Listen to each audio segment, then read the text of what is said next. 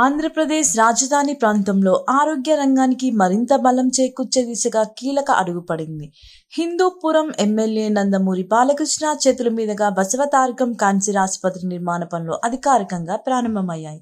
గుంటూరు జిల్లాలోని తుళ్లూరు సమీపంలో ఏర్పాటు చేయనున్న ఈ ఆసుపత్రి అత్యాధునిక సదుపాయాలతో దేశంలో ప్రముఖ క్యాన్సర్ చికిత్స కేంద్రంగా రూపుదిద్దుకోనుంది. సుమారు 21 ఎకరాల విస్తీర్ణంలో నిర్మించబడుతున్న ఈ ప్రాజెక్టును దశల వారీగా పూర్తి చేయాలని అధికారులు ప్రణాళికలు రూపొందించారు.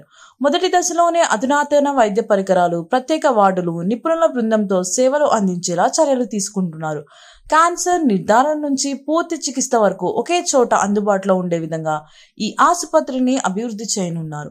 ఈ సందర్భంగా మాట్లాడిన బాలకృష్ణ, పేద మధ్యతరగతి ప్రజలకు కూడా అత్యుత్తమ క్యాన్సర్ చికిత్స కూడా అందుబాటులో తీసుకురావడమే ఈ ప్రాజెక్ట్ ప్రధాన లక్ష్యమని తెలిపారు.